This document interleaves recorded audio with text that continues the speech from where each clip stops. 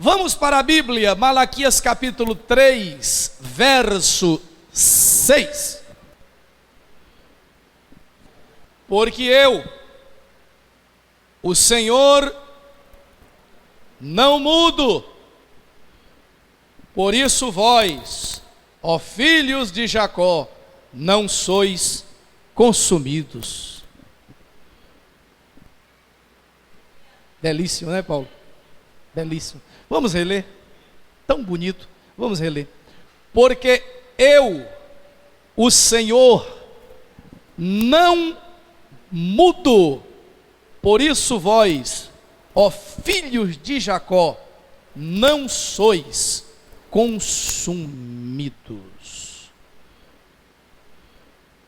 Pai nosso, gratos te somos por esta noite, por estarmos nos teus átrios, por estarmos aos teus pés, por bebermos do teu rio, por estarmos em adoração na tua augusta e maravilhosa presença. Obrigado por esta noite linda de paz, de saúde, de gozo do Espírito Santo. E agora ajuda-nos na meditação da tua palavra, no nome de Jesus Cristo. Amém. Assentem-se, por favor, e repitam comigo: porque eu, o Senhor, não mudo, por isso vós, ó filhos de Jacó, não sois consumidos. Mas como as coisas estão diferentes? Já ouviu alguém dizer isso? As coisas estão diferentes. Ah, meu tempo não era desse jeito não. Fulano de tal mudou muito. Vocês viram que ele está diferente? Completamente diferente. Mas que coisa, passou rápido, não foi? Parece que os dias estão assim, os meses. Começou o ano e já estamos nos últimos meses do ano.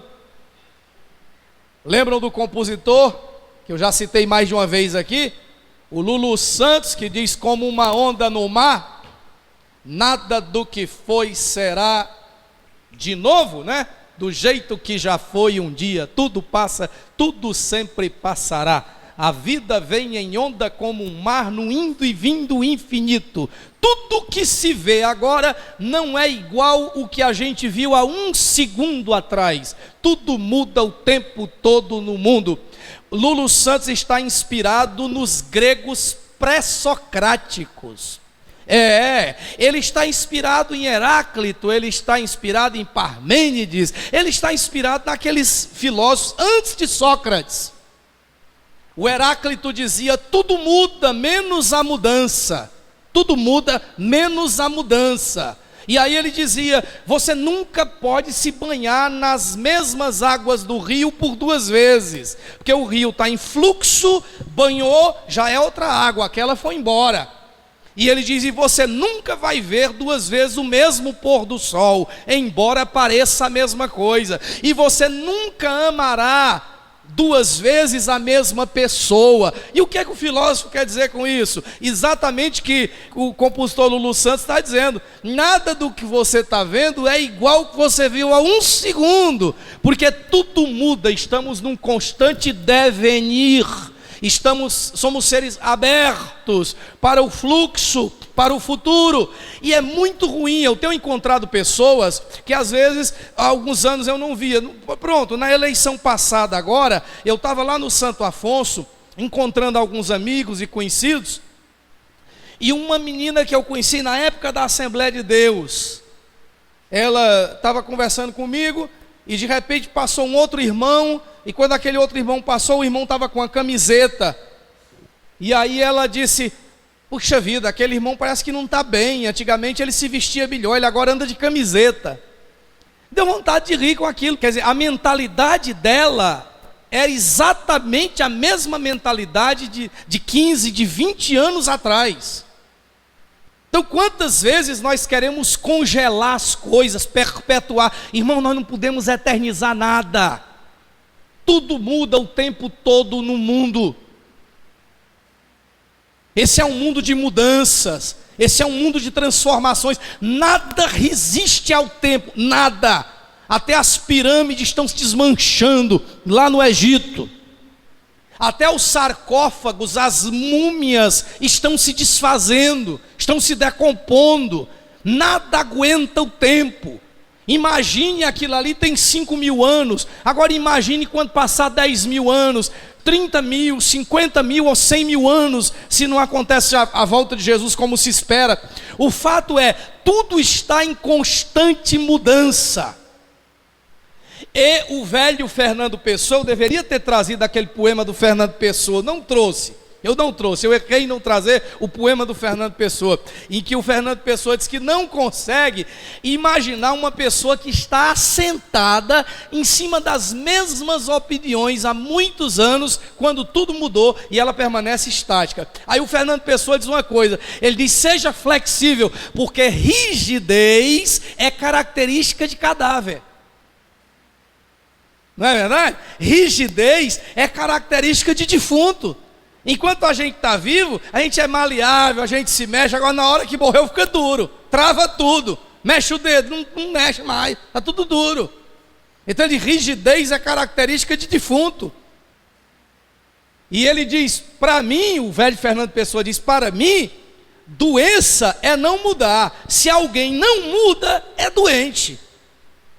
Porque a vida exige constantemente ações novas, reações novas, pensamento novo, atitude nova de todos nós. E se nós não descobrirmos e estivermos abertos para esses mecanismos novos, para o que está acontecendo por aí, nós vamos perder o barco da história. Então, num mundo com tantas mudanças, existem dois tipos de teologia, basicamente dois tipos de teologia. Estou aqui diante dos estudantes de teologia. Costumamos chamar a teologia apofática e catafática, né? Ninguém se assuste com esses nomes, não. Isso é coisa de gente doida que vive estudando teologia. Não precisa se preocupar com isso, não. Mas a tal da teologia que eles chamam apofática é uma teologia que não parte de afirmação, ela parte de negação. O que eu estou querendo dizer com isso? Eu estou querendo dizer que quando uma teologia parte de negação, é justamente por reconhecer que nós não sabemos o que é, nós sabemos o que não é. Explique melhor, pastor, eu vou explicar. Por exemplo, nós sabemos o que é eternidade? Não. Nós não sabemos o que é eternidade. Nós sabemos o que é imutabilidade, uma coisa que não muda? Não, porque tudo que conhecemos, eu acabei de falar agora, tudo que conhecemos muda, está sujeito à mudança, tudo está sujeito à mudança. Então como é que nós vamos falar de eternidade se vivemos no tempo? Como é que vamos falar de imutabilidade se somos mutantes? Como é que nós vamos falar a respeito de onipotência se somos frágeis, se somos cheios de debilidades? Então, alguém certa vez disse que nós só podemos compreender Deus não pelo que Ele é, porque jamais compreenderemos o que Ele é, mas pelo que Ele não é. O que é que Ele não é? Eu sou mortal, Deus deve ser imortal. Deus não é mortal, Deus é imortal. Aí eu parto de negação. Eu sou mutável, tudo muda. Se Deus é Deus, Deus não muda. Aí eu vou partindo para afirmar com base em negação. É a única coisa que eu posso fazer. Porque eu fico vendo, por exemplo, as pessoas falar a respeito de Deus. Deus é isso, Deus gosta daquilo. Tem gente que diz assim, Deus não gosta da cor do teu cabelo. Porque nem todo mundo tem a sorte de ficar eternamente com uma cabeleira que não embranquece, com um cabelo que nunca muda de cor. No demais, todos nós estamos sujeitos a perder cabelo e perder a forma da cintura. Sim? Ok. Então, se estamos falando a respeito de Deus, é uma pretensão. Teologia é uma pretensão. Por que é uma pretensão? Porque, primeiro, eu só posso pensar teologia antropologicamente, porque eu sou homem. Se um macaco vai falar de Deus, ele só pode falar como um macaco, ele não pode falar como homem, porque ele não é homem. Se eu colocasse um papagaio para falar de Deus, o papagaio tinha que falar de Deus pensando como um papagaio, porque ele não pode pensar de outra forma, porque ele é um papagaio. Então como é que eu e vocês vamos falar de Deus, se sequer nós sabemos o que é o homem? O salmista pergunta: o que é o homem? O que é essa coisa humana que nós chamamos? O que é humanidade? Por exemplo, vocês acham que nós nascemos humanos? Nós nascemos humanos ou nós nos tornamos humanos? Se você diz que nós nascemos humanos, o que acontece com aquelas crianças que nascem no meio dos macacos? Ela cresce humana? Não, ela cresce macaco. É a sociedade que vai nos ensinar o que é ser humano. E o que é ser humano segundo Deus planejou para que homens e mulheres fossem? O que estava na cabeça de Deus? Não sabemos, porque eu não vivi com Adão no paraíso antes da queda, e a queda descaracterizou a criação de Deus. Passamos a não saber o que é que estava na cabeça e na mente divina planejado para esse ser chamado humano, porque o ser humano foi completamente desfigurado daquilo que era o projeto e o ideal de Deus. Então, quando eu falo a respeito de Deus, eu falo de Deus como homem. É por isso que você vai encontrar na Bíblia dizendo que Deus chorou, né? Que Deus sorriu, que Deus ficou triste, que Deus se arrependeu. São as tais figuras de linguagem, né? Antropopatismo, antropomorfismo, porque a gente acaba colocando em Deus as nossas características para a gente tentar se relacionar com Ele, porque senão era absolutamente o que nós chamamos de incognoscível, incompreensível. Então esse texto nos traz uma coisa tremenda. Não sabemos o que é imutabilidade, não sabemos o que é eternidade. Nenhum objeto de contemplação ou análise, nenhum, nos faz sentir tão pequeninos como quando colocamos Deus e os seus atributos para serem analisados. Porque quando eu coloco Deus e os atributos de Deus para eu analisar, para eu pensar a respeito disso, eu me sinto um nada. Eu me sinto como uma topeira descrevendo o voo da águia.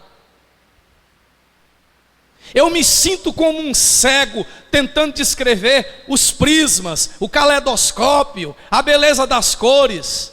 Eu me sinto como um surdo tentando descrever e conceituar as notas de uma melodia. Aí nós vamos ver que somos absolutamente ineficazes e incompetentes para saber quem realmente Deus é. E se Deus não se revela, seria impossível conhecê-lo. E aqui estamos diante desse verso tremendo. Deus dizendo: eu, o Senhor vosso Deus, não mudo. Eu não mudo. Eu não sofro a ação do tempo. Eu não envelheço. Eu não caduco. Eu não perco o meu vigor. O tempo tudo consome, tudo destrói. Não me toca.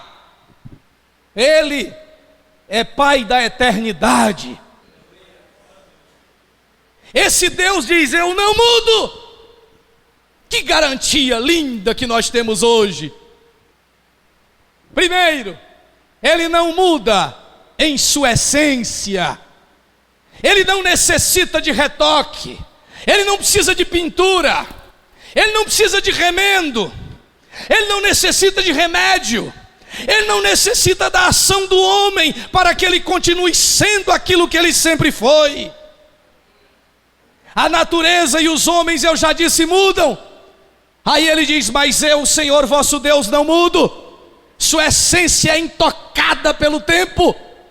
O que ele foi, ele é e ele sempre será. Segundo lugar, ele não muda em seus atributos. Eu vou repetir: o tempo não lhe toca, o tempo não lhe deixa marca. Ele era poderoso, pois pode contar, ele continua sendo o que ele era, todo poderoso. Ele algum dia foi bondoso no passado, pois pode ter certeza, ele continua sendo bondoso e maravilhoso como foi no passado.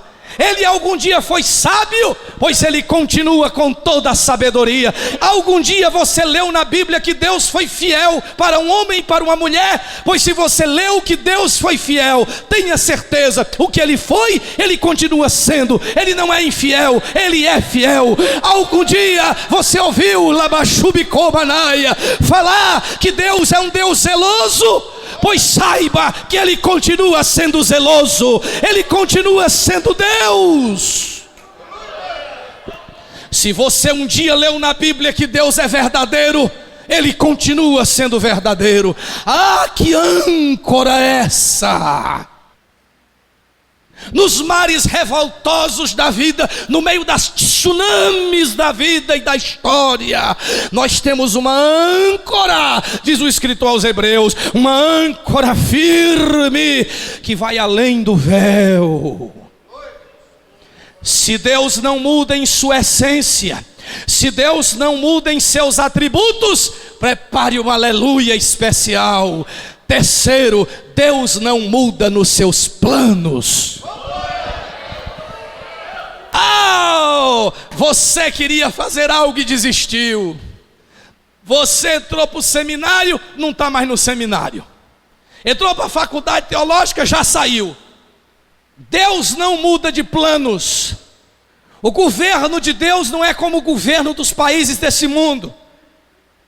O que Deus planejou, pode passar a pior tempestade da sua vida, que você vai passar como todos nós. Mas depois que você passar, você vai chegar à conclusão de Jó. Eu quero até que você antecipe a sua vitória. Como é que se antecipa a vitória? É já glorificando a Deus por aquilo que chegará às tuas mãos.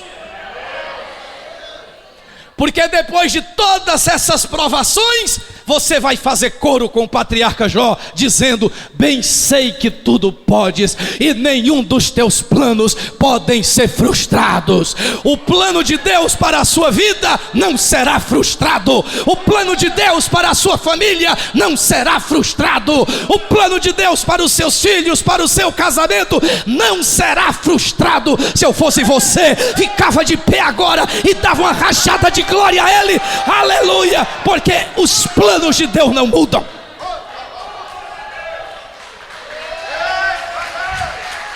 Eu, Senhor vosso Deus, não mudo.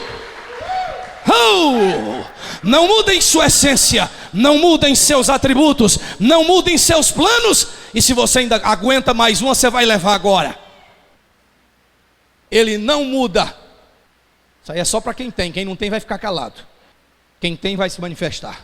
Ele não muda em suas promessas.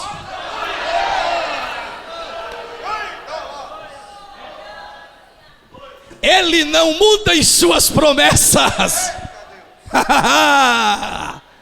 Lembra que um dia você prometeu? Esqueceu? Lembra que você já mentiu? Deus não muda em relação às suas promessas. Ele disse: mexa no sol e na lua, e nas leis, e no inverno, e no verão, e na primavera. Você não pode alterar as estações? Não, pois tampouco a minha aliança será alterada. As promessas de Deus para a sua vida não mudam. Você não é mais crente como você era. Você não está mais vibrador como você era antigamente. Você não está mais orando como orava. Você não está lendo mais a Bíblia como lia. Você não está mais falando de Jesus como você falava. Mas escuta uma coisa: Deus está dizendo hoje à noite: as minhas promessas para contigo continuam de pé. Oh, coisa gloriosa! Agora, em quinto lugar, primeiro, Deus não muda em sua essência. Deus não muda em seus atributos. Deus não muda em seus planos. Deus não muda em suas promessas. Aguenta mais uma? Deus não muda em seu relacionamento com aqueles que são objetos do seu amor. Se existe algo que está te perturbando, se existe algo que está te dizendo que Deus está bravo com você, que Deus está chateado, aborrecido com você, preste atenção a essa palavra que eu te dou agora. Aquilo que Deus tinha e sentia em relação a você, Ele continua sentindo. Bendito seja Deus. Eu louvo a Deus porque mesmo depois de tudo que Jesus passou e foi traído pelos discípulos, ele chamou Maria Madalena quando ressuscitou e disse assim: Maria Madalena, vá lá e diga aos meus irmãos, nem a traição, nem os cravos, nem a cruz, nem a morte mudou o sentimento de Jesus para com seus discípulos. Ele ressuscita e diz: diga para eles, diga para os meus irmãos que eu ressuscitei e que eu vou encontrar-me com eles lá na Galileia.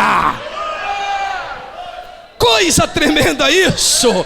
O sentimento de Deus, seu para com Deus muda, de Deus para com você não muda. Segundo lugar, eu, Senhor vosso Deus, não mudo. Quem são os que recebem os benefícios dessa imutabilidade? Quem pode ser beneficiado com essa imutabilidade divina? Você quer saber quem? Ele diz claramente: olha, porque o Senhor não mudo, por isso a vós, filhos de Jacó. O texto é lindo e é pleno de sabedoria. Ele não diz assim: diga aos filhos de Israel, diga aos filhos de Jacó, diga a esse bando de mancadores claudicantes, diga para esse bando de vacilão, diga para esses cabeçudos orelhudos que tem por aí, diga para esse pessoal que hoje está na igreja e amanhã não está, diz para esse pessoal que não tem segurança, que não tem firmeza, diz para esses filhos de Jacó que estão por aí uma coisa: que eu não mudo.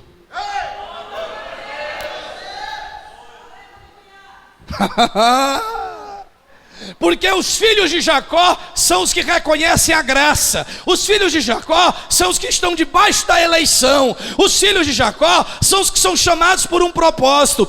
E a Bíblia Sagrada diz claramente, lindamente, em Romanos, e eu louvo a Deus por isso, só escute esta palavra. Olha o que diz a Escritura Sagrada, isso é lindo. E ainda não eram os gêmeos nascidos, nem tinham praticado bem ou mal, para que o propósito de Deus quanto à eleição prevalecesse, não por obras, mas por aquele que chama. Então podemos ter certeza de uma coisa: que aqueles que de antemão ele conheceu, também os predestinou. Aos que predestinou, chamou. Aos que chamou, justificou. E aos que justificou, ele vai glorificar, porque ele é Deus e ele não muda.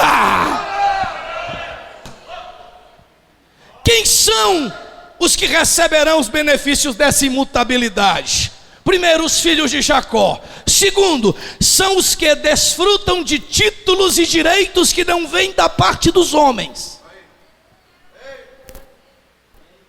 Esses títulos e direitos não são dados por homens, Cícero, não são conferidos por homens. É eleição divina, conferida pelo próprio Deus. É Ele que toma Jacó e diz: você a partir de hoje não é mais Jacó, o seu nome agora é Israel, porque como um príncipe você lutou contra Deus e com os homens e você prevaleceu.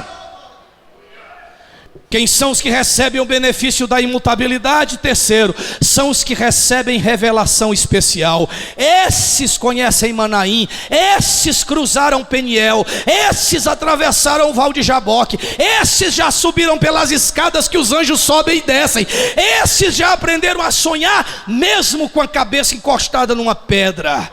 Quem são os que recebem o benefício da imutabilidade? São pessoas que passam por duras provas como Jacó passou. Por isso ele diz: diga aos filhos de Jacó. Quinto lugar, quem são os que recebem o benefício da imutabilidade? São os que lutam. São os que lutam. São os que se agarram com anjo. São os que aprenderam a pleitear com Deus. São os que aprenderam a entrar em negócio com Ele, em acordo com Ele, num cotejo com Ele. Esses que aprenderam a lutar estão debaixo da promessa da imutabilidade divina, que diz: abençoei e continuo sendo o mesmo para abençoar, mudei e continuo mudando, realizei e continuo realizando. Terceiro e último lugar, quais são os benefícios que até hoje nós recebemos por conta dessa imutabilidade? Eu, Senhor vosso Deus, não mudo. Quais são os benefícios que até hoje recebemos? São benefícios de preservação. Deixe-me nomear 5 benefícios. Primeiro, eu, Senhor vosso Deus, não mudo. A mensagem é dirigida aos filhos de Jacó. E o objetivo dessa mensagem é: porque eu não mudo, como consequência, vocês não serão consumidos.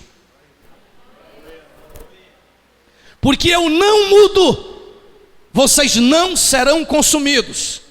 Por pior que seja a circunstância que você está atravessando, por maiores e mais numerosos e perigosos que sejam seus inimigos, lembrem-se dos livramentos que eu dei a José.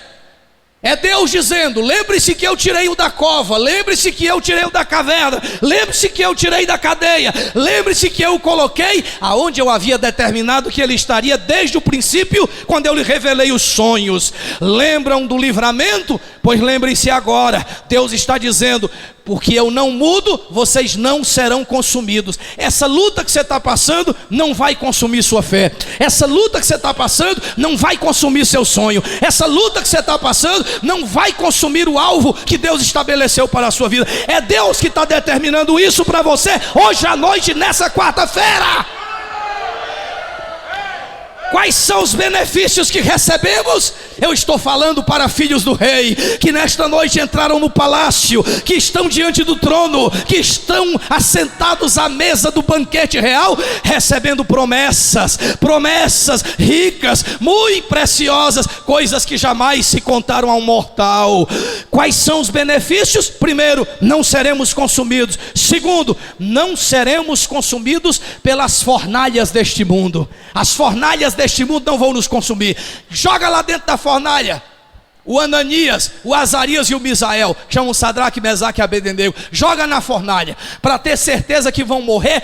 Põe 7 vezes mais lenha, aquece 7 vezes mais essa fornalha, eles vão ser chamuscados. Até os guardas foram jogados dentro da fornalha, morreram só pela temperatura, sem nem ser tocados pelas chamas. Quando eles são jogados dentro da fornalha, o rei Nabucodonosor fica olhando de longe e diz assim: me diga uma coisa, quantos foram condenados? Foram 3, majestade. Não, vocês erraram a conta, eu não estou vendo 3, eu estou vendo 4, e o quarto tem um aspecto semelhante ao Filho de Deus.